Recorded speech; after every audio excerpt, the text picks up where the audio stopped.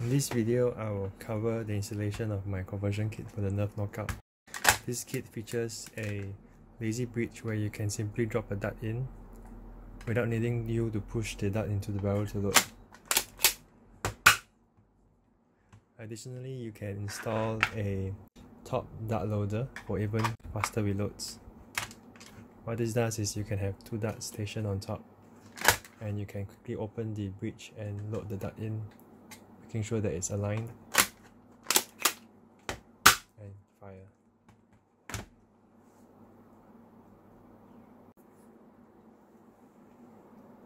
Open it, remove the barrel, and remove the plunger assemblies.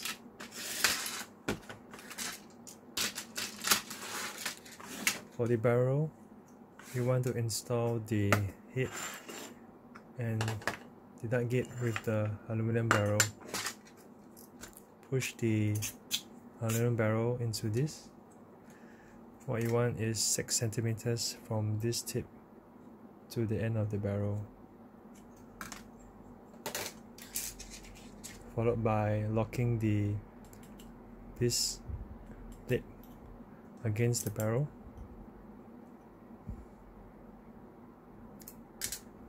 There is a lip, movable lip, that actually compresses onto the barrel when you tighten the screw from the bottom. So what this does is it doesn't allow the grub screw to eat into the barrel and scratching it. You get the dart gate, and from the back end, align this notch to the seam of the barrel, slowly pushing it in and making sure that it's aligned. Getting this after locking, you push it in straight from the front. It is okay if you feel tight, because this actually opens up when the barrel is in, so it's actually pressing against the wall of this barrel. When going in, you want to align with the dart gate, the hole of the dart gate, and just slowly push it in. It might take some force, and this dart gate might go backwards, but you just play around and you should be able to get it perfectly aligned and everything is installed properly. Followed by you locking these two grub screws to the barrel so it does not come out.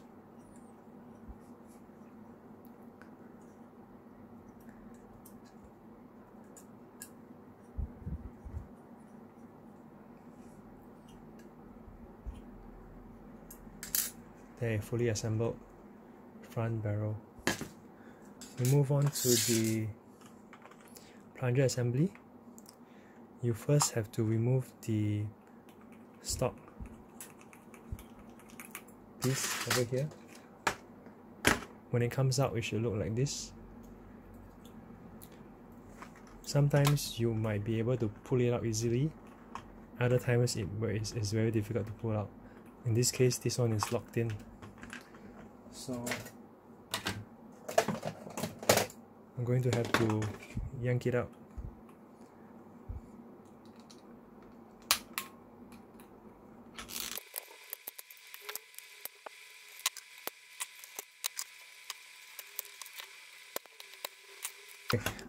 I'm going to cut it and then try to remove the rest of the pieces. Essentially I want to remove all that's inside and remove the entire frame. Right now I'm currently only able to remove the inner piece without being successful in removing the surrounding body. What you want to cut is 1.4 centimeters from the tip.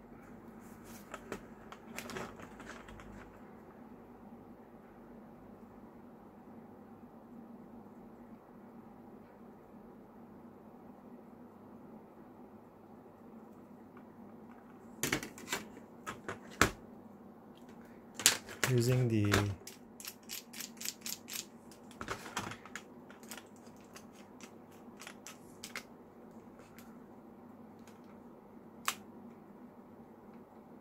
It's okay if you cut it slightly more or less, so long as it's around 1.4 centimeters, you should be alright.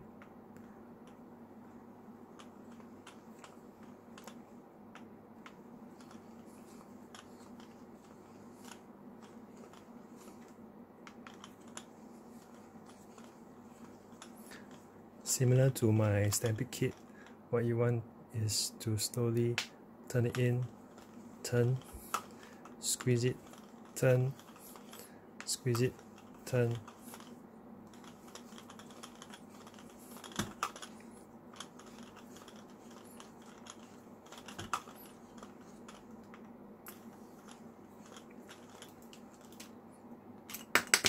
There, I see the main body. I'm going to try to squeeze it out with the pliers.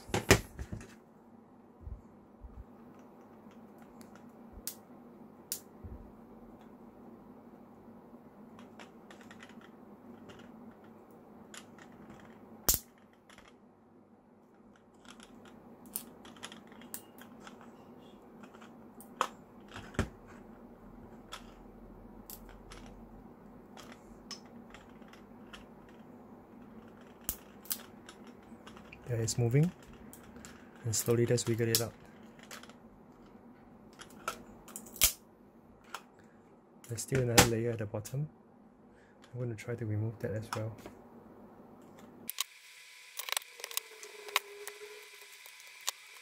There, it's coming out. There, the whole piece is out. And now I want to remove any of those residues at the edge. This particular one is proven to be a little tougher. Usually what happens is the entire piece will just come out like that easily, but currently this piece requires a bit of force. So what I did was I couldn't squeeze it out, so I just cut this to expose the wing over here. Then what I did was to slowly just compress it to try to break it away from the wall. And then once that's out, there was still one more piece at the bottom. Then I just plug it up. Now there is this remaining side piece that is still stuck over here. So I'm going to try to gently just remove it with just to pry it out. You want to make sure that you do not stress the plastic around too much, so that you will not break stuff. So right now I'm just going to squeeze it. I'm going to pinch it and just pry it out. There. It's fully out now. It's fully out now. With a bit of glue remnants over here. Then what you get is to make sure that that pusher sits in correctly. Currently it's a tight fit.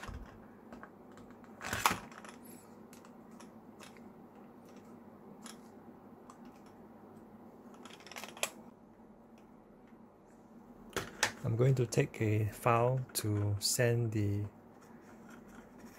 surroundings a little bit, because the glue might be causing it to be a little smaller than what is required. Because usually the front piece, it will just go in straight in normally. I made it such that it goes in smoothly and perfectly.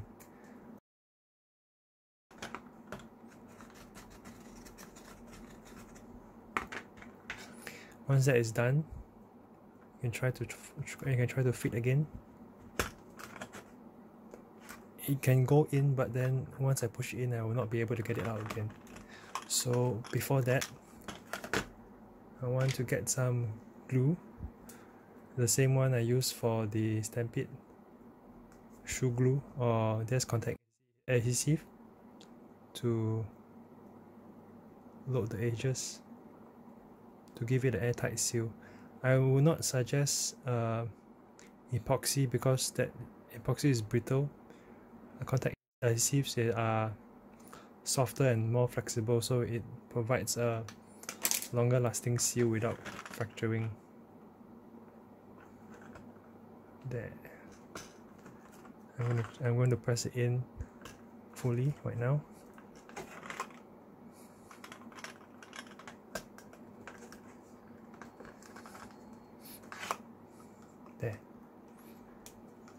fits in. If you have trouble pushing in the nylon pusher, you can place it facing flat on the table and using your body weight to gradually apply pressure until it sits flush in the plunger assembly. If you cut it down by 1.4 cm, it should sit flush. Do not worry if it sits slightly less than flush, the kit will still function properly. So I'm going to install this back into the kit.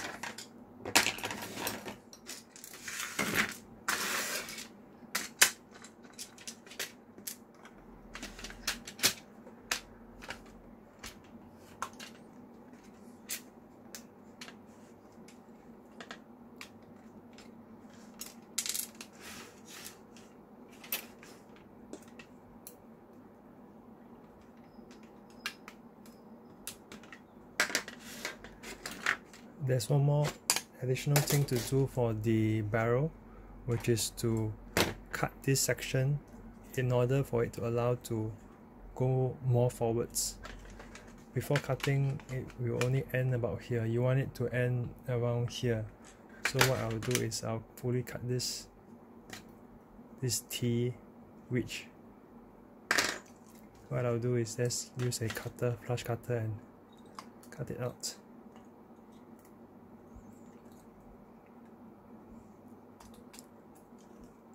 I will cut this edge, and try to slice it out like that at an angle, so it give you a flush or smooth cut or better cut.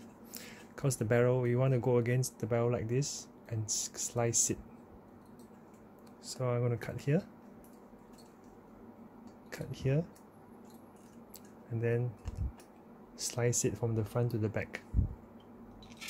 You can only do this with flush cutters.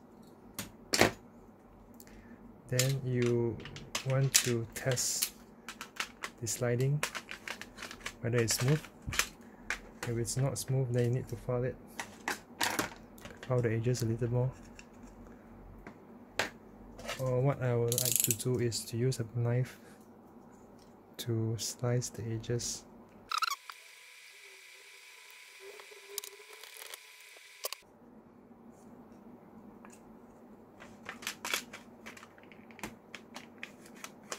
There it's smooth. One side is smooth. Now I need to check the other side.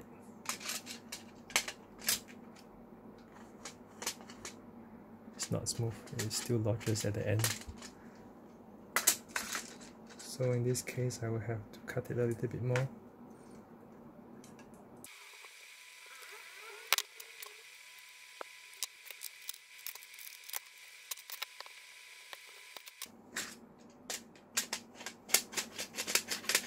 There. Now the other side as well, just to make sure that there is no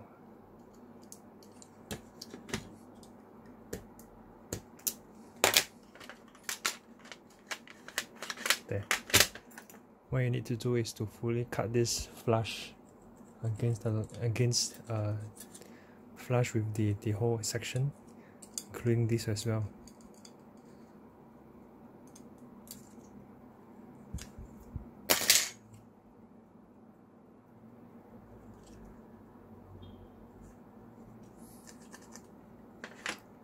Once that is done, you ensure that the barrel can slide in fully.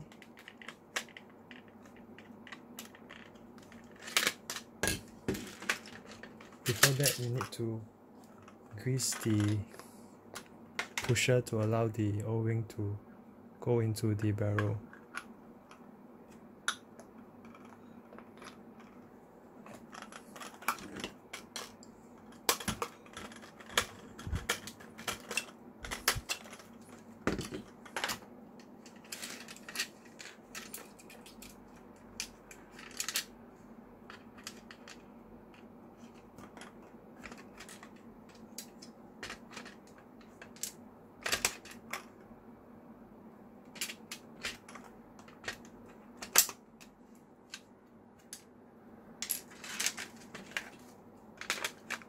You want to make sure that you can push it in and lock it like that.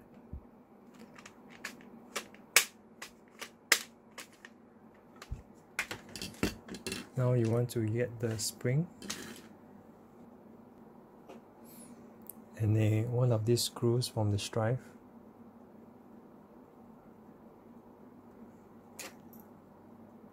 And you lock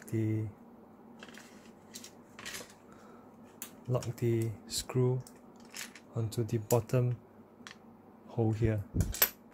Previously it was over here, but right now you want it to be at the bottom here for more strength in pulling the breech open.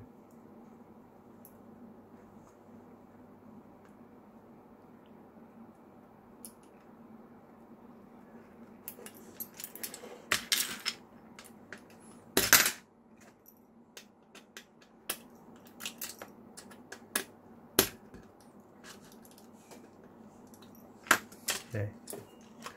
Now you can install everything back.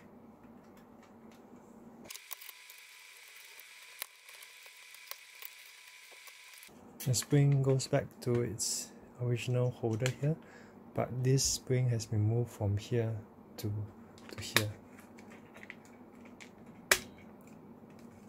There, everything is in.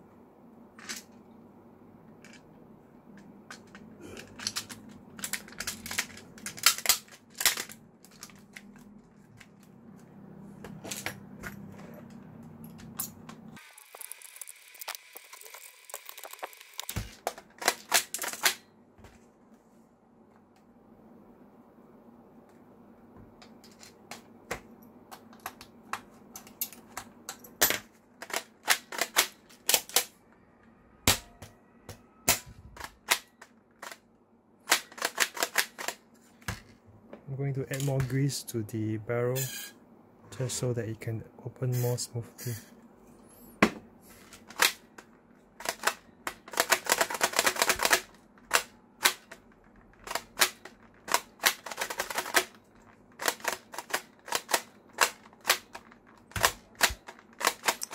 And here a little bit more.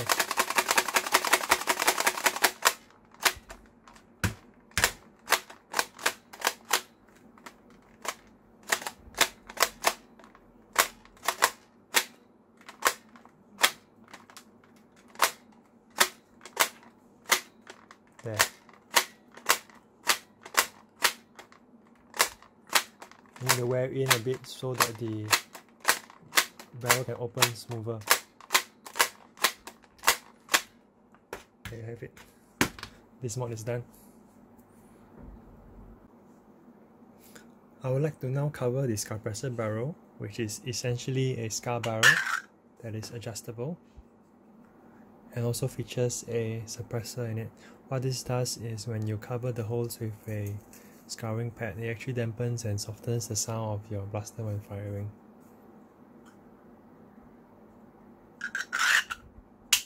This compressor barrel attaches onto any 16mm 1kW barrel, and you lock it with the clamp there.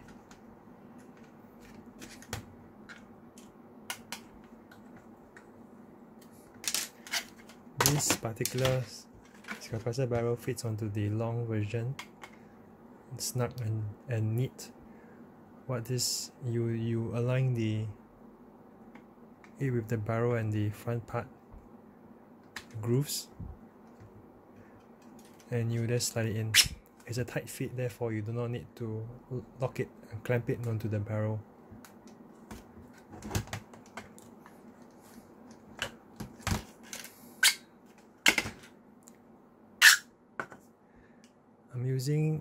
It uses a 0.4mm nylon line. So just like any other scar barrel, you just take your line, tie a few knots at the end,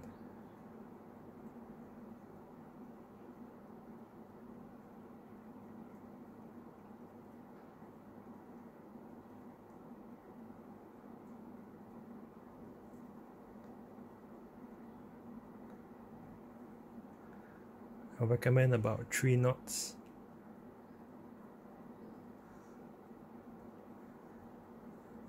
and cutting it at the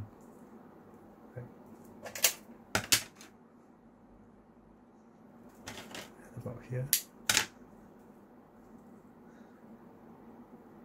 and then putting it into one of the holes. There are 6 holes. It's a 6-line barrel, 6-line compressor barrel.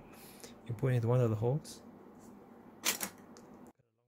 Get a long tweezer, pull it up, making sure that the knot holds. Then you align one of the notches to the hole, and you tension it and go down into the groove. It's already tight, so I can loosen my grip over here. Then what I'm going to do now is to go into one of the grooves and go around, and then maybe cut it around here.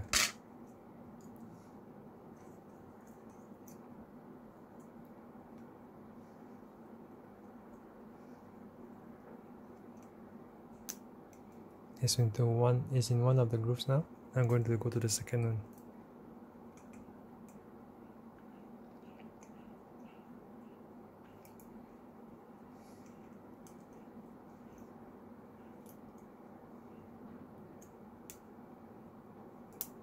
There.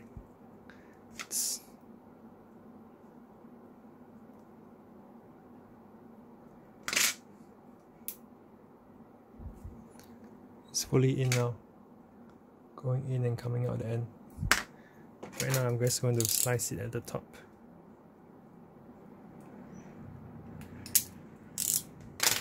There. I've just, then you can continue to do it on the other 5 lines, and then once you're done, you can go ahead and trim the excess from the other side. A pen knife would actually be easier than the scissors because you can cut it very flush. So you just force it against the wall and then slice it. It should come off neatly. So once you have all the 6 lines, you get your scouring pad included. Cover it like this, and then cover it back. The line, there are the 2 sides. The line one goes on top. So you just slowly squeeze everything in. It was quite loose, but once you add the scouring pad in, it actually be a tight fit.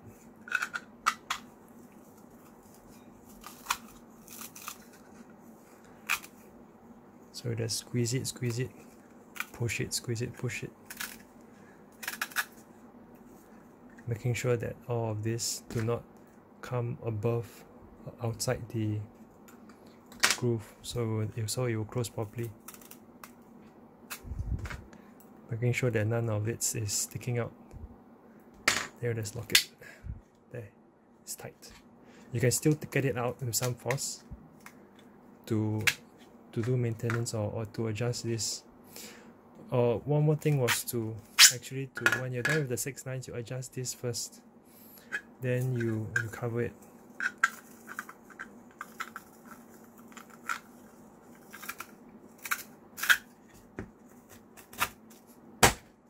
There. You can still adjust it here, but you'll be tight for you to turn it. I did it this way because I want the nice look to be on the outside rather than a circular thing that's pointing out, so it looks a little neater. Then when you're done with it and it's tuned, you just put it back in. Yeah, good to go.